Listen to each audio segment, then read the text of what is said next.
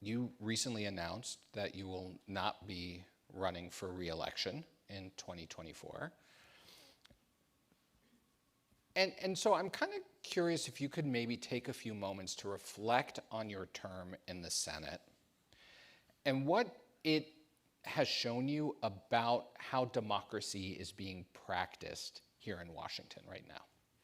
Well, I think it's pretty clear that we're more divided as a nation than we've been in a long, long time. Obviously, we were most divided during the Civil War, but we're highly divided now. And I think the reason for that is that our media has moved from a setting where there were editors and fact checkers, and where if you're a crackpot with a crazy theory of some kind, you're probably not going to get it published in any kind of a way that's going to get picked up by the public at large. Because 20 years ago, people read newspapers and magazines and looked at the evening news.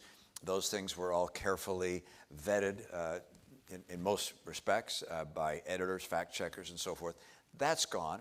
You guys are getting your news, certainly as I do now, by going on my device. That's curated for me, and I'm seeing stories, many cases I agree with, some I don't agree with. But oftentimes what I'm seeing in social media, there are no fact checkers, there are no editors, and if I have a really crazy crackpot theory, just absolutely, completely wild out there, I can put it out there and get millions of hits. I can get a lot of people seeing it. Well, that was not possible. And the people who are influencers, if you will, and have the biggest following are people who are angry and are pointing out the foibles on the other side.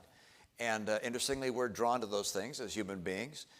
And so politicians have begun to reflect that, hey, if you want to get support, you want to get money for your campaign, your next campaign, the more outrageous thing you say, the more likely it is that you're going to have people following you. And so you have people increasingly coming to Washington whose objective in staying in office is to make noise, not to make law, not to change things in a way that might be better for the country, but just to make a lot of noise and to show they're angry and fighting. I mean, right now, Jim Jordan, for instance, you've heard is running for Speaker of the House. My former chief of staff sent me a message today and said, it's interesting, here's a guy who wants to be the Speaker of the House. Do you know how many bills he's passed that he's authored? None. And how many bills that he's just been a sponsor on? By the way, you get to sign up to be a sponsor of a bill, all right? And so, I'm on lots and lots of bills that I didn't write, but I'm a sponsor. None of the bills he sponsored has ever become law. So we're looking at electing a person who would be second in line to the presidency who's never passed a bill.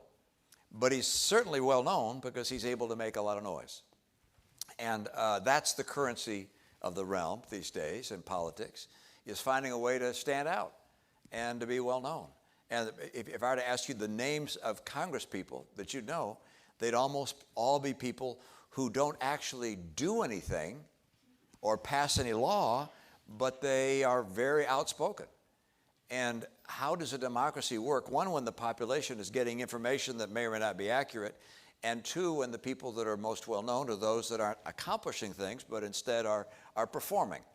And so politics itself has become more of a performance art. I mean, President Trump, for instance, what is he good at?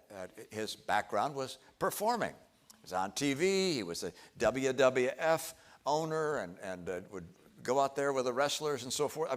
That's what he did, and that's what has given him the prominence that he's received. So, yeah, it's a very different environment than might have existed in the earlier days of our democracy, and it's kind of hard to understand where we're going to head, where we're going to go in that kind of setting. By the way, the Senate, in part because we get elected over an entire state instead of a small district, we tend to be a little more bipartisan and a little more oriented towards getting things done, I believe, than the House.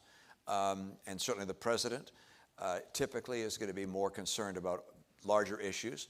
But the democratic process is very much in flux as a result of that changing dynamic.